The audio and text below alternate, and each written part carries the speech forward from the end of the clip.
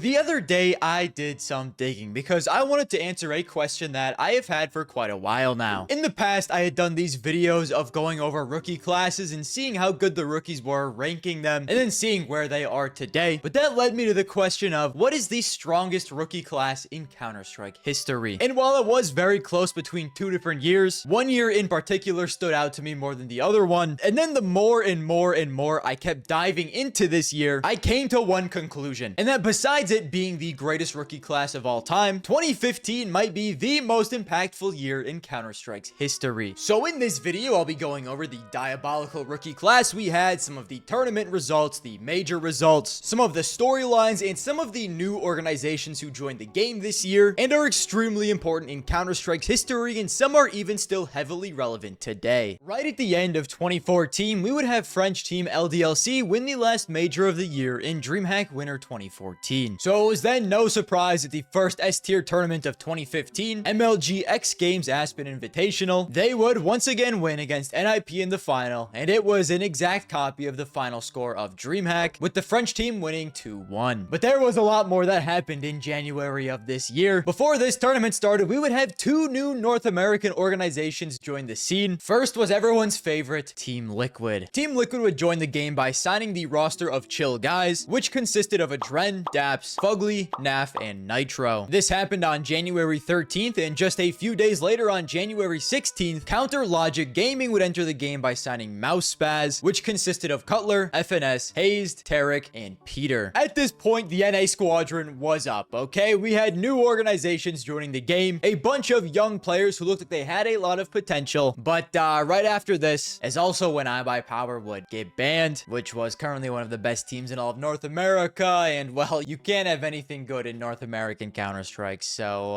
yeah, half our best players just got nuked right there and then. Hello guys, it's me, Garmour, the first time you've ever seen me in person before. If you guys would like to support me or the stuff that I do here, check out the new long-term sponsor of the Garmour YouTube channel, SkinSwap. SkinSwap is the #1 place to trade your Rust or Counter-Strike skins for new ones where you can instantly upgrade your inventory. And if you use my code Garmour, you can get up to $50 on a free skin and a 3% lifetime selling bonus. And now you can easily buy skins off of the Chinese marketplace for cheaper prices than you ever could on the Western marketplaces. I truly think this is the best feature on any skin trading website, but if you are looking to sell, you can sell your skins for crypto, PayPal, Venmo, and a bunch of other withdrawal methods. Along with this, SkinSwap has a vault system now, which makes it the most rewarding skin trading website. And of course, don't forget the giveaways. And I think that's it. Thank you to them, thank you to you guys, and back to the video. Then heading into February, not a lot happened. There were no big S-tier events this month, but this was a very important month for another reason. We had two North American orgs join into the game in January, and here in February, we would have three more organizations joining the game. First would be Envy, who on February 1st would acquire the previous major winning team in LDLC's roster, and because LDLC was already so good, this would make Envy already one of the best teams in the entire world. Also, on February 1st is when organization Luminosity would be formed, later joining Counter-Strike on February 27th, where they would sign Mythic, with Lex, Hades, Frost, Flom, and Anger. Luminosity would stay North American for quite a while until they would make a drastic switch later on this year, but we'll get to that later. And along with those two organizations, we also had Gamers 2 joining Counter-Strike, or you may also know them as G2. As on February 11th, G2 would sign the fully Polish XESC gaming roster. So you might be saying, listen here, Blardmore. Sure, we're only 2 months into the year, and we've had 5 huge organizations join the game, but is that really enough to count 2015 as the most important year in Counter-Strike history? Well, March is where we really start to kick it into high gear here. Something very big would happen on March 4th, as Mouse Sports would acquire a little-known rifler from iNation known as Nico. Yes, 2015 was the rookie year of Nico, one of the greatest riflers in Counter-Strike history. Nico was farming tier 2 in 2014, posting a 1.2 rating, and looking like one of the most impressive young riflers we had in the entire scene. And so a bigger organization like Mouse giving Nico a chance was huge in propelling him into the player that we know him as today. I mean, everyone knows who Nico is at this point. He has the most HLTV top 20 placements in Counter-Strike history, peaking peaking at number 2 and more often than not being a top 5 player in the world. And while he didn't place in the top 20 yet when he was on Mouse in 2015, we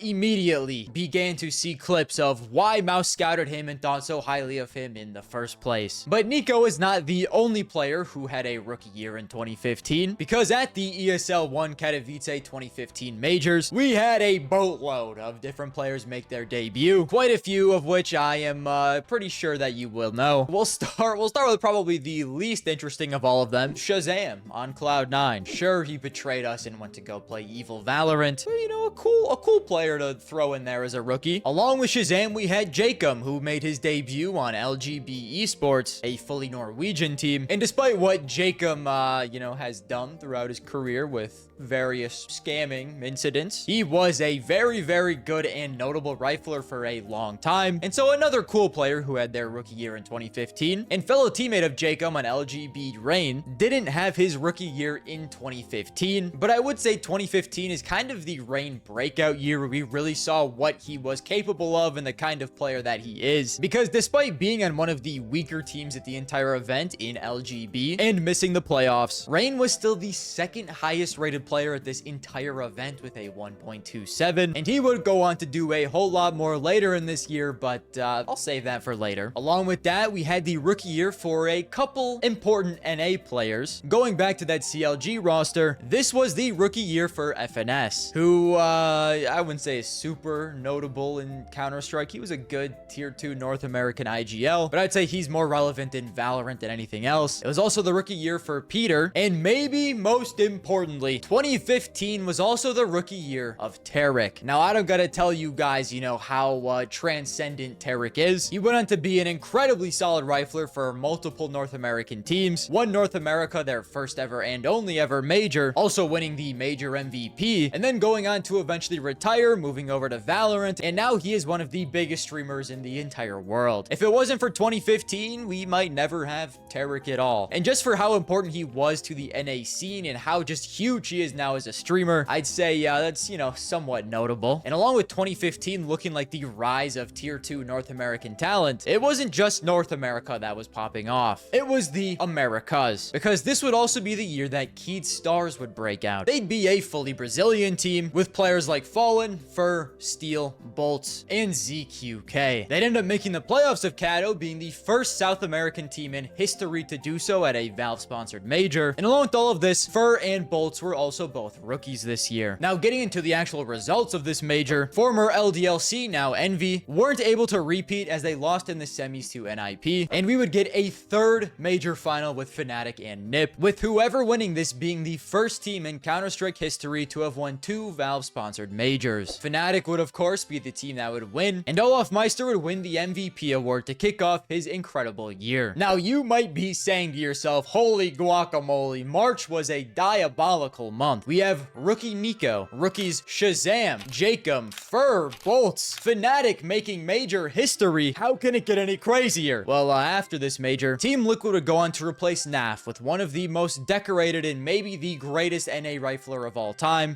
best American rifler of all time. We won't say NA. In Elige. Yes, the mechanical god Elige, who has an Intel Grand Slam, been placed in the HLTV top 26 times, peaking at number 4 in the world. 2015, and more specifically March 2015, was also his start into tier 1 Counter-Strike. Well, technically his actual start would come later, but 2015 was Elige's rookie year. And lastly, this major would be the last major final that NIP would ever appear in. After making the first 5 in a row, they would finally clock out. This would be it for the boys. Kind of marking the end of an era, while also potentially marking the beginning of a new era for Fnatic. Now, after that huge month of March, April, May, and June are kind of irrelevant. In April, let's kind of talk about the scene as a whole. Around this time in Counter-Strike, it was basically just the same 6 teams jerking each other off, and that was Envy, Fnatic, Na'Vi, VP, NIP, and TSM. If you look at the results of all S-tier tournaments, I think literally every single one included one of these 2 teams at least, if not both. Maybe you get a slight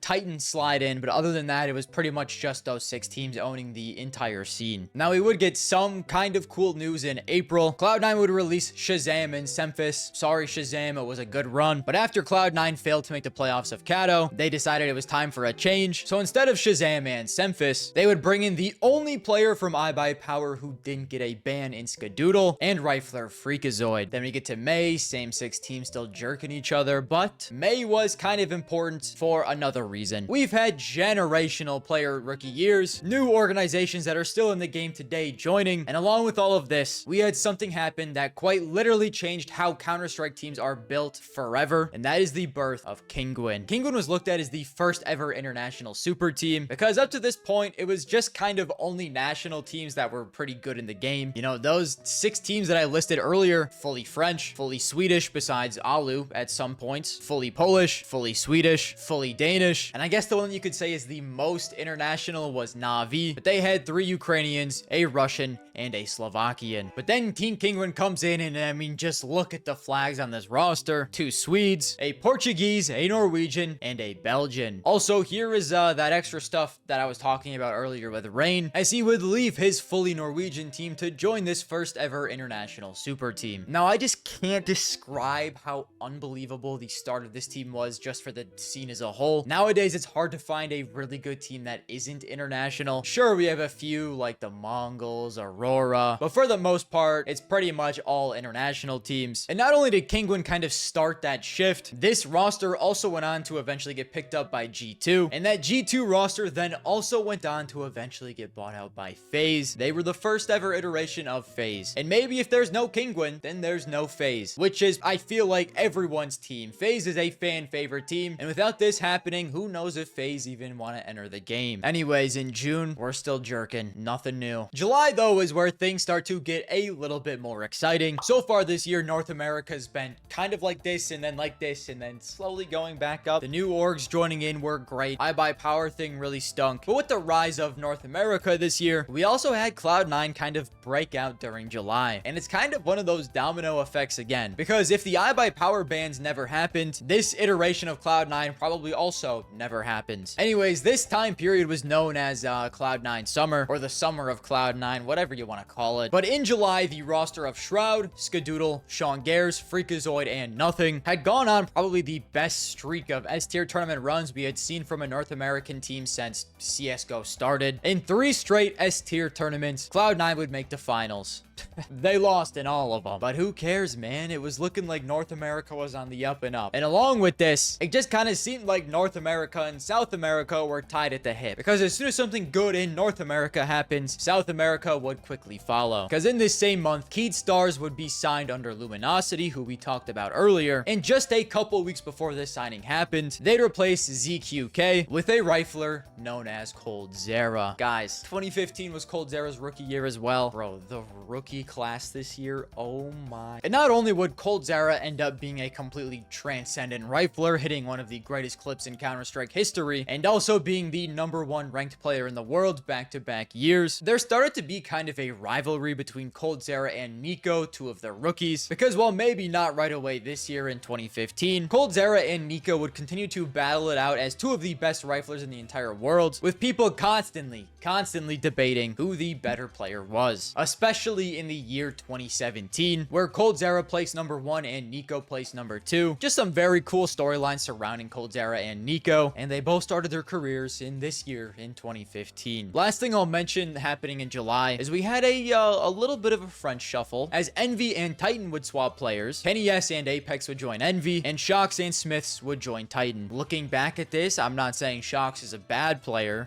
but I mean, I feel like Envy kind of fleeced this trade, no? Then in August, we would have the second major of the year. ESL won Cologne 2015, but not only this, in 2015, it was also the first time Cologne was held in the Lanxess Arena, which, as you know today, would end up becoming the Cathedral of Counter-Strike. I mean, we are just piling up Counter-Strike lore onto this year. Not only was it the rookie year for multiple generational players that will always be remembered, it was also the rookie year for the Cathedral of Counter-Strike. A part of this as well was just because the esport was growing so rapidly. Previous places that a lot of these tournaments were in, like conventions, just weren't big enough anymore. Especially for something as big as a major, you just had to upgrade into something like an actual arena. And this was a pretty cool major. There were some cool storylines. Kingwin made a run all the way to the playoffs with their international team. They also now had Dennis on the roster. The Keyed Stars roster, that was now Luminosity, would make another playoff run. But maybe the biggest storyline is that Fnatic would start the first era in modern Counter-Strike history. Sure, there had been eras in like 1.6, but this is specifically Valve-sponsored majors. From the start of CSGO, I think we can safely say this is when Fnatic cemented themselves as the first era in Counter-Strike. I guess you can include NIP's early run as well, but I think for me, my definition of an era is still just winning back-to-back majors. And not only were they the first team in history to do that, they were also the first team in history to win 3. Here, flusha would win MVP, but Olaf would follow him up being the second highest rated player at the event, continuing his dominant path into being the #1 ranked player this year. Then after all this in September, this is when G2 would sign that Kingwin roster, and we would also get the Happy Deagle clip in the final of DreamHack Open London, which to this day is one of the best clips in Counter-Strike. Then in October, we would have another major in Cluj-Napoca. The scheduling of these used to be so whack, man. Why do we have one at the very start of the year and then 2 literally right next to each other at the end? I don't know, man. This was also the first major that Team Liquid would ever attend, which also cemented this year as being Fugly's rookie year. Still one of the